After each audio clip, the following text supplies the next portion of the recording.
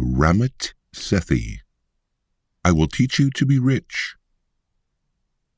Why are so many Americans afraid of learning how to invest and save their money? The fact is that it's simple. It all comes from having a plan that allows you to do as little as possible. That means understanding how credit cards and retirement funds work, automating your money, and focusing on patient and smart investments. I Will Teach You to Be Rich does what it says it will. Through a down-to-earth description of the basics of investing, it discloses the investment tips that everybody should have been taught in school. Don't blame others for your financial problems. Blame yourself. You've probably felt guilty at some stage about not saving money, or maybe you think it's too late to start. Resist those thoughts. It's time to stop making excuses. The first thing you should know is you shouldn't get distracted by information fed to you by the media.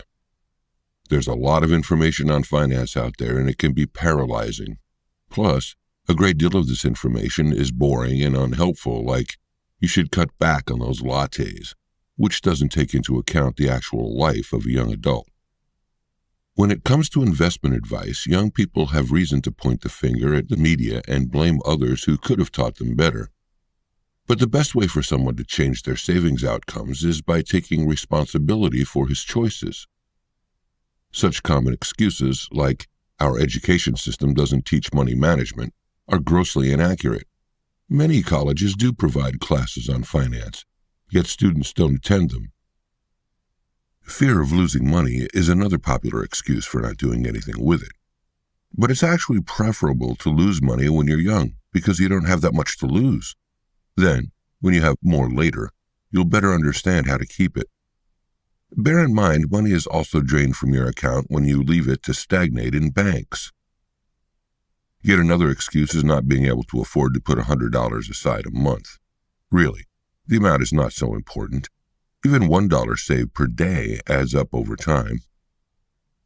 We all remember the financial crisis in 2008, when many foolishly withdrew their money from the market. A lot of these people had no diversified portfolio and bought high and sold low. A big mistake. It was easy to blame the government and banks, but most hadn't picked up a single personal finance book to educate themselves. We need to take responsibility for our problems and start solving them. Now that you know this, how do you get rich? Use your credit cards smartly. Understanding how to harness the power of credit cards will be your first step towards saving money and getting rich. Our most significant purchases are often made on credit, and people with good credit are able to put aside a lot of money. Credit comes in the form of loans, mortgages, and credit cards, and it enables you to buy big purchases when you don't have the money for them immediately. Keep in mind two central aspects of credit: a credit report, which records your credit activity and gives potential lenders information related to this, and a credit score, a number between 300 and 850 that denotes your credit risk to lenders. If your credit score is good, you'll be attractive to lenders, which means they can grant you better loan interest rates. What's even better about this is that a good credit score can save you hundreds of thousands of dollars in interest. For example, in 2009, the annual percentage rate in the USA showed that with a good credit score, 750 to 850, on a $200,000 mortgage over 30 years, you'd pay $359,867, including interest. A bad credit score, 620 to 639, would land you with $430,427 to pay. That's $70,000 extra. The most important credit vehicle is credit cards. Here's a couple of smart tips for successful credit handling. Kill your debt. Reduce spending and pay it off. Punctual debt payments account for 35% of your credit score, so arranging automatic credit card payments will ensure you never skip a payment. Next, it's worth contacting your credit card company and requesting they waive your annual fees and service charges and reduce your annual percentage rate. Surprisingly, many are willing to do so. Remember to seek out the best benefits you can from credit card companies. The author's credit card concierge even helped him to get tickets to the LA Philharmonic when there were apparently none left. Choose the best bank and bank accounts with the highest interest. Zero fees and high interest rates are impossible, right? Actually, no. Online banks often provide the best interest rates. Their overhead costs are minimal, and they don't have to spend money on branches or marketing. Consequently, their customer service is better and they can handle lower profit margins than traditional banks. They also offer interest rates 6 to 10 times higher than a conventional bank. Let's say you put away $25,000. This would give you $750 in 1 year at a 3% interest rate at an online bank. Contrast this with a regular bank at a rate of 0.5%, and you would get a meager $125. Now imagine you saved $50,000. You'd receive $1,500 at an online bank and a paltry $250 at a regular bank. Next, get the best bank accounts. The minimum should be 1 checking account and 1 savings account. You need checking accounts for frequent withdrawals and savings accounts for goals like vacations or special events. You have a few choices here. Have your checking and savings account at the same bank, the lazy option. Have your checking account at a local bank and a savings account at an online bank, the normal choice. Or numerous checking and savings accounts, the best choice for those who aren't scared of effort and want to optimize their accounts for different goals. Or you can keep 1.5 months of living expenses in your checking account and put everything else into your savings account. If having numerous accounts sounds like too much, then simply opt for a no-fees checking account at a local bank and a high-interest rate savings account at an online bank. Open investment accounts, even if you only have $50 to start. Watching your pennies and putting a bit aside in your savings account is good, but will only get you so far. To really make your money work for you, you should invest. Opening a 401k retirement fund, which many companies in the USA offer employees, is a good place to start. To set this up, you simply need to authorize a portion of your paycheck to be automatically sent from your employer to your 401k. Then you can sit back and let your money grow. There are some great benefits to having a 401k, such as tax advantages because you're agreeing to invest long-term money from your employers if they agree to match your 401k contribution, and that's an investment requiring little effort. After your 401k, you should open a Roth IRA, which is another kind of retirement account. Whereas a 401k is sponsored by your employer, a Roth IRA is built using your own money. It is strongly advised that everyone should have both a 401k and a Roth IRA, because a Roth IRA, in contrast to a 401k, allows you to invest in whatever you want, such as individual stocks and index funds. Also, while a 401k uses pre-tax dollars and you get taxed when you withdraw money during your retirement, a Roth IRA uses after-tax dollars so you don't get taxed on your interest earned and when you withdraw funds at retirement. So how should you start your IRA? One student had difficulty saving $1,000 to open a Roth IRA account, so she opted for a management firm, T. Rowe Price, which offered an account with no minimum starting amount and chose to automatically contribute $50 per month.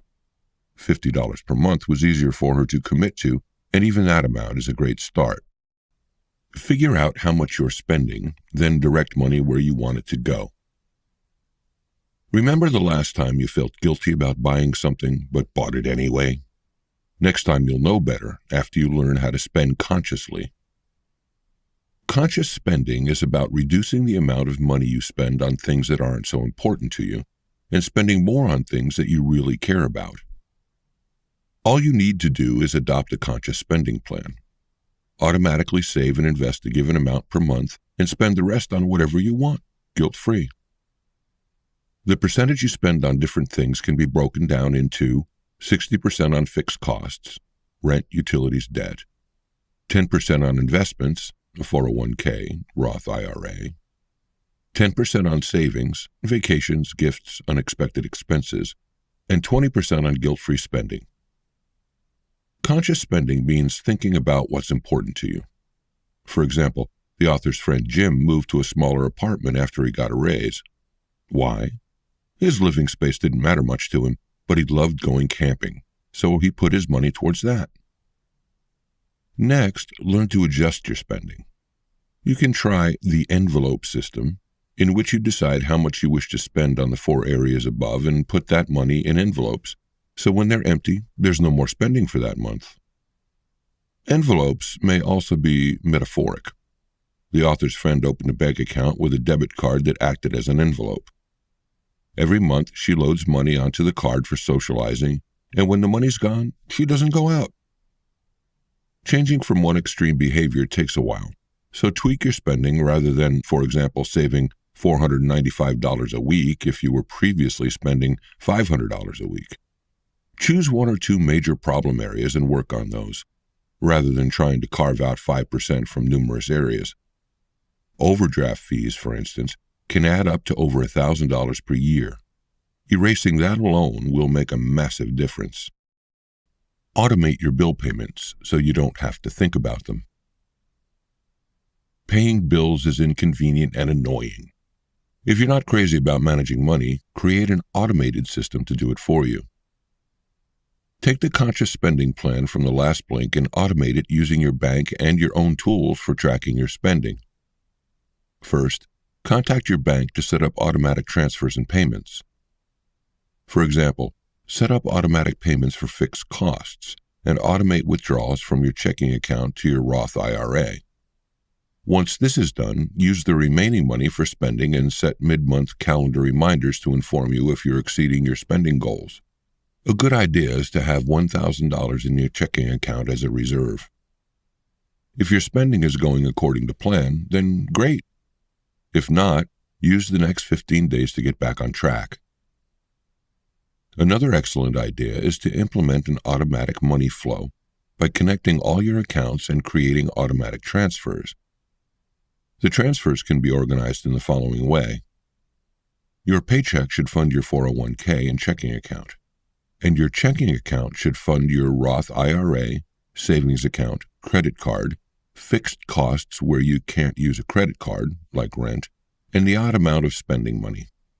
Your credit card should finance other fixed costs and guilt-free spending.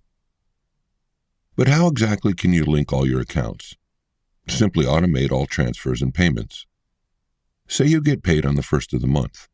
On the 2nd, automatically send a portion of your paycheck to your 401k and all that's left over into your checking account. On the 5th, automatically transfer money to your savings account and your Roth IRA from your checking account. On the 7th, automatically pay off your bills and your credit card. Ignore experts and invest the simple way. Experts are always going on about choosing stocks, but there's a much simpler way to invest. Don't believe the experts. Not one of them can consistently predict how funds or stocks will perform in the market over time. Much like Frederick Brochet's 2001 study, which found that wine experts weren't able to distinguish between wines, financial experts can't always be trusted. This is because they can't see the future. The reality is, no matter what they say, experts are frequently wrong. Daniel Solon, author of The Smartest Investment Book You'll Ever Read, described some research which revealed that 47 of 50 advisory firms persistently advised investors on shares in companies right up until the date they filed for bankruptcy. Therefore, bypass expertise and opt for the simplest path to investing. Picture an investment pyramid in which each category has an asset class. That is, stocks, bonds, and cash are at the base. Index and mutual funds are in the middle, and life cycle funds are at the top. These investments become more complicated as you move down the pyramid, so the simplest approach is through automatic life cycle funds, also known as age-based funds. Which aspects of the pyramid you invest in shifts depending on your age. For instance, if you are a 25-year-old, Vanguard Target Retirement 2050 offers 90% stocks and 10% bonds. But if you are 55, it offers only 63% stocks and 37% bonds. As you can see, in your 20s, more of your assets are in stocks. This is because you can afford to take the risk at this age. As you get older, the balance moves accordingly, and life cycle funds make things easier by automatically adjusting for you. The great thing about lifestyle funds is that you only have to own one fund. Then you simply need to decide where to apply the fund's investment, for example, to a 401k or a Roth IRA. The book's key point is that saving and investing money wisely needn't be confined to the experts, nor does it need to be a headache. Simplify your personal finance by setting up no-fee accounts, automating savings and bill payments, and investing a little. This will allow you to stop stressing about money and sit back and let your funds grow.